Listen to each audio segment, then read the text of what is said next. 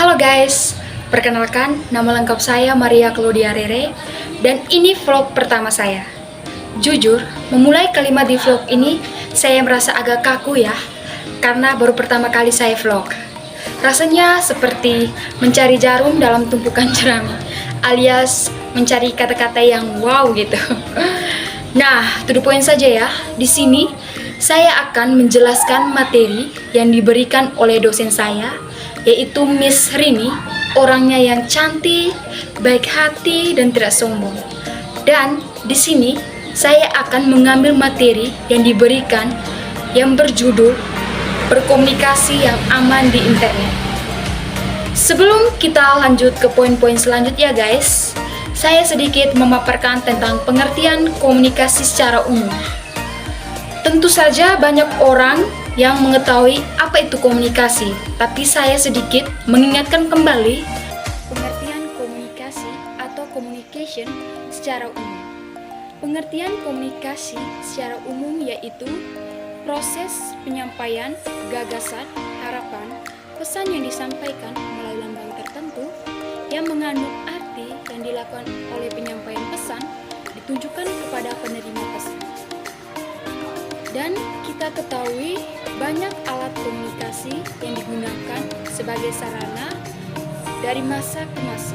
Misalnya media koran, televisi, radio, dan komputer. Itu adalah komunikasi di zaman tradisional. Sedangkan di zaman modern itu adalah intercom, email, telepon kabel, dan smartphone. Kemudian yang pastinya digunakan di zaman kita yang sekarang ini secara global itu komunikasi lewat internet. Oke guys, sekarang saya akan memaparkan bagaimana cara berkomunikasi lewat internet. Di sini ada 6 cara menggunakan internet yang aman. Nah, untuk poin yang pertama, kita harus menunjukkan sikap baik di dunia maya. Di dalam berinternet, kita pengguna sosial media harus memberikan komentar yang positif kepada setiap postingan teman. Pergunakan fitur di media sosial dengan sebaik-baiknya. Dan yang terpenting, menghindari yang namanya perilaku cyberbullying. Jadi, intinya, kita harus terus menebarkan pesan perilaku positif selama menggunakan internet. Untuk poin yang kedua, kita harus selalu periksa pengaturan akun dan kata sandi. Di dalam penggunaan kata sandi, biasanya kita lebih cenderung menggunakan cara yang sederhana dan mudah diingat. Tentu saja itu sangat berbahaya ya. Contoh kita gunakan angka yang berurutan, seperti 1, 2, 3, 4, 5, dan seterusnya. Secara kita tahulah, bahkan itu sangat mudah untuk diketahui. Jadi, kita harus menggunakan kata sandi yang rumit, bahkan kita sendiri pun tidak hafal. Nah, teman-teman jangan takut ya, jika nanti lupa, kita bisa mencatatnya lewat buku, HP, atau laptop. Yang terpenting, bahwa orang lain tidak mengetahuinya, karena ini bersifat private. Nah, untuk poin yang ketiga, jangan menyebarkan rumor.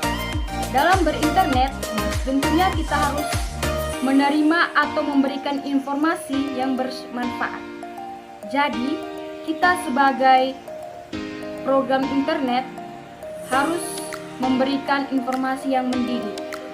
Jangan memberikan berita bohong atau hoax, karena mungkin akan mengakibatkan pembohongan publik dan merusak mental.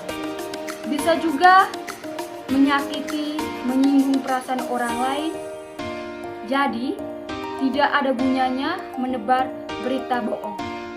Nah, untuk poin yang keempat, tidak sembarang menerima permintaan pertemanan. Memang di dunia maya, kita menentukan teman untuk saling memberikan informasi, dan banyaknya teman menentukan eksistensi atau keberadaan kita di dunia maya. Tapi, kita juga harus teliti dan mengonfirmasi pertemanan teman yang lebih sedikit tapi bermanfaat dalam berkomunikasi, mungkin itu lebih baik. Hal ini kita lakukan untuk menjaga akun kita jangan sampai digunakan oleh orang lain untuk hal-hal yang negatif. Untuk poin yang kelima, pikirkan dahulu sebelum mengirim sesuatu. Jadi pada poin ini saya menjelaskan bahwa sebelum kita memposting berita ataupun itu dalam bentuk ucapan, video, atau foto-foto, harus kita teliti terlebih dahulu. Jangan sampai berdampak buruk bagi semua orang atau kepada diri kita sendiri. Gunakanlah kata-kata yang bijak, mudah dicerna dan tidak menyinggung perasaan orang lain. Jangan hanya asal-asal mempost berita dan yang akhirnya bisa menjadi fatal. Jadi, harus dipikirkan terlebih dahulu sebelum mengirim sesuatu atau berita. Untuk poin yang keenam, verifikasi berita sebelum dibagikan. Semua konten yang mau kita bagikan belum tentu menarik, didengar atau dilihat oleh orang lain. Jadi, kita harus memverifikasi terlebih dahulu sebelum dibagikan. Apakah berita itu benar-benar bermanfaat atau tidak, dan benar-benar bisa dikonsumsi oleh semua kalangan. Jangan sampai menghancurkan moral anak-anak yang masih di bawah umur.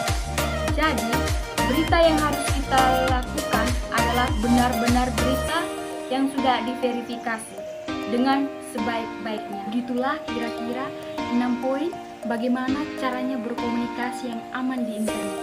Mudah-mudahan di vlog pertama saya ini bisa bermanfaat bagi teman-teman dan dipahami serta menarik untuk disimak, terutama kepada pendengarnya, yaitu Miss Rini yang cantik dan baik hati dan tidak sombong. Sekian dan terima kasih, sampai jumpa di vlog saya selanjutnya. Salam komunikasi.